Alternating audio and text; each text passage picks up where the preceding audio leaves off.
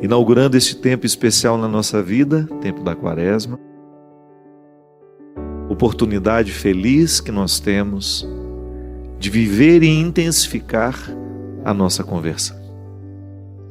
Eu gosto de compreender a conversão como uma volta que nós fazemos a Deus, que naturalmente nos faz voltar a nós mesmos. Pode observar, boa parte dos pecados que nós cometemos, é claro que tem esses pecados do nosso dia a dia, mas eu falo de pecados que produzem uma ruptura no nosso ser, que são tão profundos, que deixam causas tão profundas em nós, que são capazes de dificultar a gente ser quem é. A conversão é a oportunidade que nós temos, já à luz do Evangelho, a gente descobrir o que em nós precisa ser modificado, precisa ser retomado, porque às vezes nós vamos nos distanciando, a gente vai se distanciando de nós mesmos. É muito fácil a gente se perder. Como esse rapaz que se perdeu e chegou a esquecer quem ele era.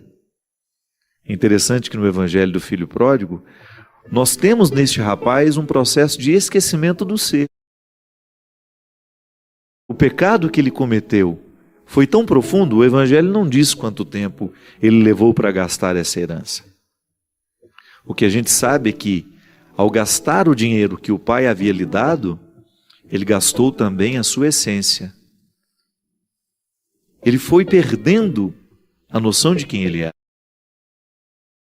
Junto com o dinheiro que foi embora, foi também embora a dignidade, a inteireza, a sua verdade pessoal foi ficando ofuscada, e esse menino foi perdendo a capacidade de estar no lugar certo. Porque a conversão é a gente viver essa satisfação de sentir que nós estamos no lugar certo. Hoje, você, eu, se nós não negligenciamos as nossas lutas, se a gente fez de tudo para superar as nossas mazelas, a gente ficou no lugar certo. Eu fico vendo o viciado, por exemplo. Pode ser que esse menino também tenha vivido algum vício. Esse filho pródigo do qual se refere o Evangelho. Mas o vício faz isso com a pessoa. Retira a pessoa do seu lugar, do seu posto. O filho esquece que é filho, o pai esquece que é pai, o irmão esquece que é irmão, a mãe esquece que é mãe, a filha esquece que é filha. Porque o vício vai retirando de nós a capacidade de decidir de maneira amorosa por nós mesmos. Então eu, se sou viciado, eu perco a minha capacidade de ser pai. Eu negligencio a minha oportunidade de ser irmão, de ser filho, de ser amigo. Porque o vício, ele penetra no mais profundo da pessoa e retira dela a capacidade de decidir. E toda vez que nós não somos capazes de decidir, nós também não somos capazes de amar. Porque o amor não é um instinto. É uma opção. Eu posso até ser movido ao amor. A minha natureza me leva ao amor. Mas quando eu chego lá e preciso amar, eu faço uma escolha. E se eu estou privado da minha capacidade de escolher, eu jamais serei capaz de amar alguém. É por isso que a gente precisa fazer de tudo para se superar, para superar dentro de nós o processo das carências. Porque o que é a carência? Uma amarra interior. O carente é aquele que está sempre amarrado nas suas necessidades. Ele jamais será capaz de sair de si mesmo. Ele vai sempre olhar para o outro como uma oportunidade que ele tem de satisfazer-se através do outro. E isso, minha gente, é um processo tão complexo que não é só o carente que pede amor, não. É aquele que também fica oferecendo o tempo todo como se ele fosse uma máquina de fazer caridade. Também ele não está sendo livre. Interessante isso, né? A gente identificar que até mesmo quando a gente quer amar demais, muitas vezes nós não estamos agindo por um valor, mas por uma necessidade, por uma falta de liberdade interior mesmo. É por isso que quando nós assumimos essa maturidade como um projeto de vida, a gente vai saber dizer não e sim, e o nosso amor vai ser um amor mais equilibrado. Não vai ser um amor de posse, nem tampouco vai ser um amor de autodesprezo o tempo todo. Quando a gente perde a liberdade interior, nós perdemos os atributos humanos, que é amar, sermos verdadeiros, sermos inteiros, sermos justos. Muitas vezes eu não consigo ser justo porque estou amarrado interiormente às minhas carências materiais lá da minha infância. Então hoje eu quero tudo para mim. Não consigo dividir nada com ninguém.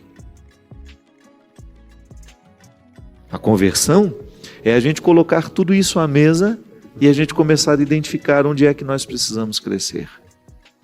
Volto a dizer, o nosso pecado, as nossas necessidades nos retiram muitas vezes do lugar que a gente precisa ocupar. Como aconteceu com aquele menino? O que será que fez esse rapaz sair de casa? A gente pode imaginar, né? O que nos faz sair de casa?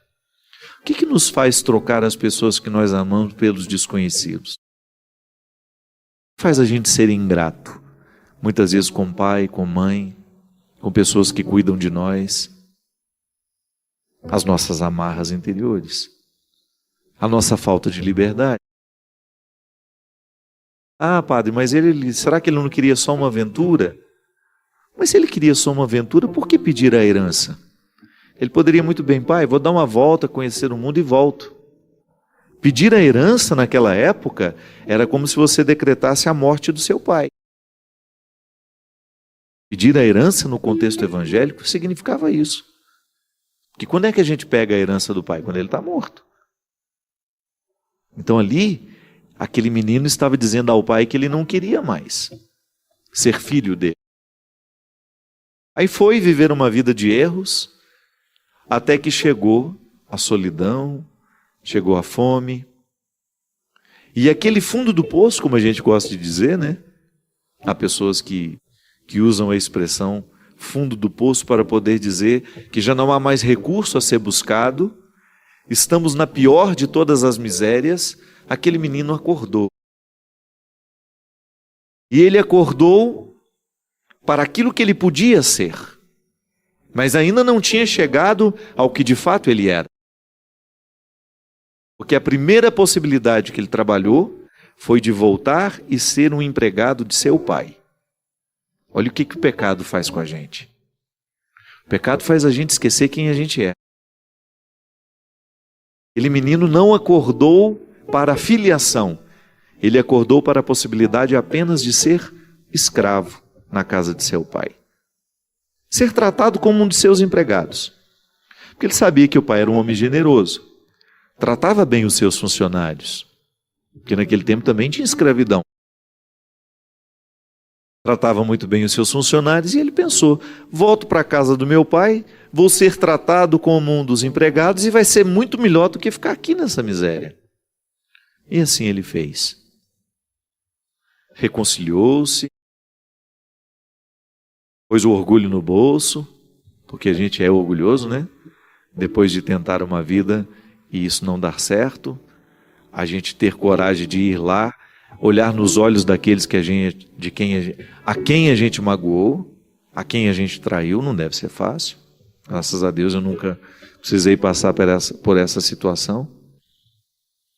Mas esse menino precisou colocar o orgulho no bolso e foi lá. Só que ele não teve nem tempo de formular o discurso que havia preparado para o pai, pedindo ao pai que o tratasse como um dos empregados. A música fala de maneira muito sofisticada, muito poética. Nem deixaste-me falar da ingratidão. Morreu no abraço o mal que eu fiz. Sabe por quê? Para o pai, nada havia modificado. Como disse o Papa Francisco no seu livro, o nome de Deus é misericórdia. Ali aquele homem era pura misericórdia.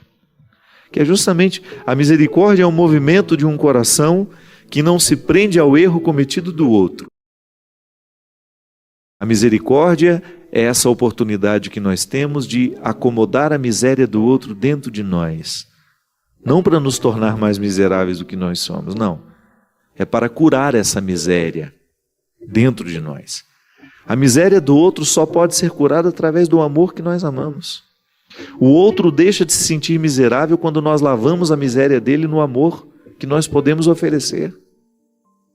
O outro só pode deixar de ser miserável quando nós o abraçamos com o nosso olhar. Eu gosto de dizer isso, né? Antes de braços que abraçam, o primeiro abraço é do olhar. Porque a gente se sente rejeitado não é com a palavra que o outro diz. A gente se sente rejeitado primeiramente é com o olhar que o outro nos oferece. Não adianta nada você dizer ao outro seja bem-vindo se o olhar não disser a mesma coisa. E naquele momento, o menino foi abraçado pelo olhar do pai. Foi o olhar do pai que o encorajou a correr na direção dele. As misérias daquele menino foram lavadas pela misericórdia do pai. Tudo aquilo que ele havia preparado como argumento para tentar voltar a viver ali na propriedade do pai, apenas como um empregado, não precisou de ser dito. Aquele discurso todo foi esquecido no meio do caminho, porque o pai o ofereceu um olhar que abraçava. Minha gente, começar a quaresma acreditando que nós temos o olhar misericordioso de Deus para lavar todas as nossas iniquidades é tão confortável, é tão motivador. A gente acreditar nesse Deus que é misericórdia, que não se cansa de nós, que não se cansa de mim, que não se cansa de você. Acreditar que essa nossa miséria, porque todos nós nos sentimos miseráveis, basta a gente ser verdadeiro. Se você é verdadeiro, se você olha para a sua vida, para a sua realidade, para as suas atitudes, pensamentos, você sabe que você é miserável. Nós ainda hospedamos tantas coisas ruins dentro de nós, no nosso temperamento. Nós ainda somos injustos, nós ainda somos mentirosos, nós ainda somos infiéis. Tudo isso nos coloca numa condição de miseráveis. Mas acreditar que a misericórdia de Deus lava essa miséria, transforma essa miséria, e que este tempo de quaresma é um tempo especial para os miseráveis. Sejam bem-vindos todos os miseráveis, que este tempo litúrgico é preparado para nós. Todas as liturgias celebradas de manhã, de tarde, de noite, seja a liturgia da palavra, seja a liturgia eucarística, a liturgia das horas, que é essa oração oficial da igreja, tudo vai girar em torno do pecador que se arrepende de seus pecados. Perder essa oportunidade, viver essa quaresma esquecido dessa possibilidade, seria um crime contra você. Perder a oportunidade de mergulhar a sua alma na misericórdia de Deus. O significado das cinzas é tão interessante.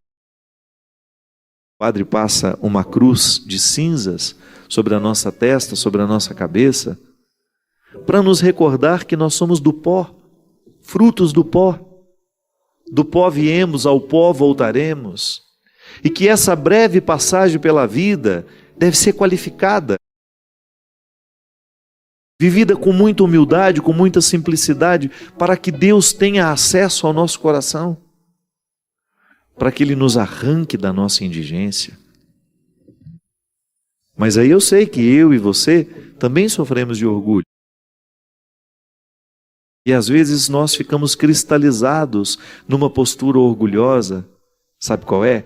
É aquela pessoa que acostuma-se com os defeitos que tem, com os pecados que pratica. Deixa de se acusar. Você sabe que isso é um fruto do diabo em nós, né? Terrível isso. Quando a gente deixa de se acusar do pecado que comete. Quando a gente se acostuma a ser preconceituoso. Quando a gente se acostuma a ser fofoqueiro. Quando a gente se acostuma a ser injusto. quando a gente se acostuma a ser promíscuo, infiel, quando a gente começa a guardar na estrutura da nossa mente uma conduta pecaminosa, quando a gente não se acusa mais de destratar a mãe, de destratar o pai, de ser grosseiro com as pessoas, a gente perde a oportunidade de mergulhar a nossa miséria na misericórdia de Jesus.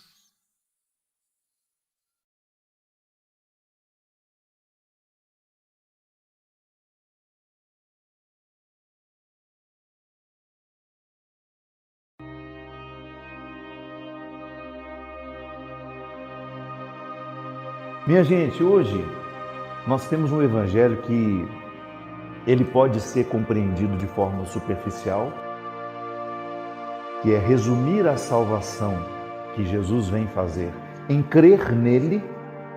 Poderia muito bem dizer isso. Eu creio em Jesus e já estou salvo, não é?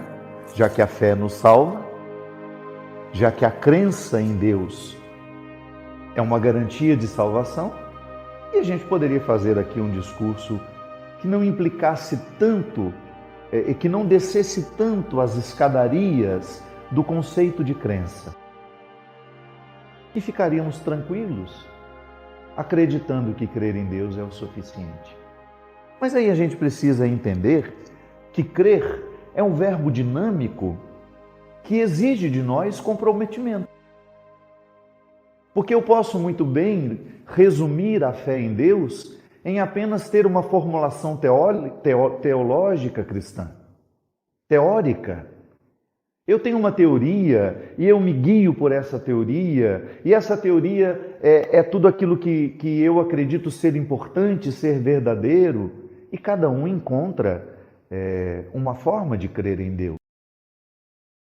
E nós que somos cristãos estamos diante de um texto que nos diz que crer em Deus é importante, é fundamental para que nós sejamos salvos. E o conceito de salvação também é muito amplo, né? Porque nós não podemos pensar somente a salvação como uma realidade que nos será entregue depois da morte. Não, todo cristão precisa viver em constante estado de salvação. E como é que Deus nos salva? Crendo nele. Tendo nele o referencial que nos guia para encontrar o caminho que nós queremos seguir. Por isso que o conceito de crença, ele é dinâmico, ele é existencial, ele se mistura na vida. Porque crer não significa apenas professar teoricamente uma fé. Crer é você encarnar aquilo que você crê. E no caso do cristianismo, nós só podemos ser cristãos se nós encarnarmos a presença de Jesus, a pessoa de Jesus, que nós encontramos nos sacramentos, que nós encontramos na palavra, que nós encontramos na confissão, na comunhão, que nós encontramos na oração, que nós encontramos na convivência. É um lugar privilegiado da presença real de Jesus, é no outro. Ele disse isso, eu não estou inventando. No final do Evangelho de Mateus, Jesus fala sobre as condições para ser salvo. Visitar quando ele está doente, dar comida quando ele estiver com fome, ser abrigo quando ele estiver descoberto. E os discípulos perguntaram, mas quando foi que nós o vimos com fome? Quando foi que nós o vimos com sede? Quando é que nós o vimos com necessidade de ser abrigado? Aí ele se coloca no lugar do outro e ele diz, toda vez que vocês negaram fazer isto a um menor dos meus irmãos, vocês estão negando a mim. Então veja bem, Jesus se identifica imediatamente, não tem mediação. Onde existir uma pessoa necessitada, seja de saúde espiritual, de saúde física, de alimento espiritual, de alimento material, de abrigo espiritual, de abrigo material, ali Jesus está presente, como está presente aqui na Eucaristia. Mas nós não queremos este comprometimento, isso é demais para nós. Pois é, eu lamento informar que se nós não entendemos ainda isso, nós não cremos. Porque crer não é apenas repetir fórmulas teológicas, não é apenas saber a catequese de cor, é você encarnar a proposta de Jesus. E a proposta de Jesus é que cada um de nós pudéssemos ser onde estamos, com quem estamos, a sua presença real. Então ele está naquele que ajuda, ele está naquele que recebe. E nós, por excelência, porque somos nele, estamos nele configurados, nós somos seres de comunhão. Crer em Deus é levar o seu desejo para o mundo. E é muito interessante porque na primeira leitura fala isso, né? Que nós somos de cabeça dura. Temos dificuldade de entender, mas muito. A gente entende de Deus aquilo que nos convém. Nós estamos muitas vezes adaptados a um cristianismo mastigadinho, fácil de ser engolido, glamourizado muitas vezes, vaidoso. Quantas vezes nós nos percebemos dentro de um cristianismo repleto de vaidade espiritual? Nós somos melhores que os outros, nós somos salvos e os outros não. Quantas vezes você encontra crente, não estou dizendo evangélico não, viu? Porque quando eu cresci, onde eu cresci, toda vez que falava crente, era o povo evangélico. Não, crente é todo aquele que crê. Então, quando você encontra um crente vaidoso, que se sente melhor que os outros, que se sente mais especial que os outros, esqueceu, perdeu tudo do cristianismo. Já se perdeu do cristianismo há muito tempo. E a crença não está movendo o coração para o lugar em que ele precisa, para onde ele precisa ser movido. Não. Nós não podemos simplificar o cristianismo e transformá-lo numa teoria que não transforma a nossa vida. Precisa transformar a nossa vida. Precisa transformar o nosso coração. A experiência que nós fazemos de Jesus, ela vai se desdobrar em atitudes depois. O que adianta eu vir aqui, comungar, participar lindamente, cantar, ouvir o sermão, ouvir as palavras, sair daqui e ser uma pessoa insuportável por onde eu for? Se eu não sou um ser de comunhão, de que adianta eu participar da Eucaristia, eu ter os meus sacramentos em dia, se no dia a dia eu não diminuo a onda de ódio que está pelo mundo? Eu estou sendo incoerente. Toda vez que eu assumo ser um instrumento do ódio, e é assim que o diabo ganha o seu lugar no mundo, quem legitima o diabo no mundo somos nós. Quando permitimos que as porções diabólicas que são inevitáveis dentro de nós se multipliquem muito mais do que as porções de bondade. Porque todos nós temos as porções de bondade, ninguém é totalmente ruim e ninguém é totalmente bom. Agora, tudo está criando, recriando e multiplicando. Quando eu opto por ser uma pessoa que legitima a presença do ódio no mundo, naturalmente eu estou deixando de legitimar a presença do bem. Não tem como eu fazer as duas coisas. Em algum momento da sua vida, você conseguiu ser uma pessoa boa e ruim ao mesmo tempo? Ao mesmo tempo, não. Às vezes você pode ter tido a oportunidade de, em frações de segundo, passar da maldade para a bondade, ou o contrário também. Da bondade você passa numa fração de segundo à maldade. Por quê? Porque tudo na vida é uma escolha. Até quando nós não escolhemos, é escolha. Infelizmente. Quando eu não estou escolhendo, alguém está escolhendo por mim. Quando eu acho que estou no imperativo da minha vontade, alguém está tomando conta dela. E é justamente isso que tem acontecido. O episódio que é tão recente, do Vini Júnior, sofrendo aquela atitude horrorosa, num estádio repleto de pessoas que saíram de casa para se divertirem. Aquelas pessoas saíram de casa porque elas queriam ver futebol. Tem gente que não tem distração melhor que o futebol. E de repente, quem começou? Certamente foi uma pessoa que deu o primeiro grito racista, preconceituoso, maldoso, diabólico. E aquilo foi ganhando corpo, a ponto de são imagens estarrecedoras. Dá-nos a sensação de que o estádio inteiro está gritando ofensas àquele menino que saiu de casa para jogar o seu futebol. É um exemplo fácil de entender como é que o diabo ganha o poder de agir no mundo. Quando uma pessoa legitima a sua presença e, movido pela maldade, tem atitudes que ferem, que machucam, que traem. E aí isso vai ganhando adeptos, vai gerando conexões. E de repente, por isso que a multidão é tão perigosa. Porque uma multidão, ela pode facilmente se transformar num instrumento de ódio. O contrário também é verdadeiro. De repente faltou no meio daquela multidão alguém que gritasse o diferente, que gritasse um elogio, e que outras pessoas começassem a gritar um elogio àquele menino. Mas não.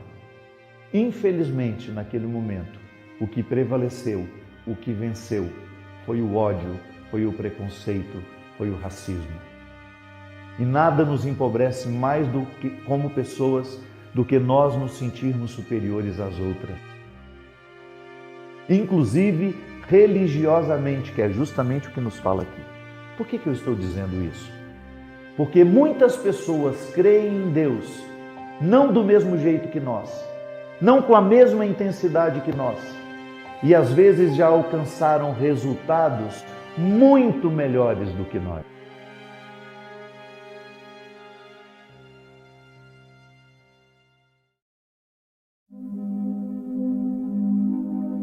Apoie o nosso trabalho. Like, inscrição e compartilhamento. Coloque o seu pedido de oração nos comentários.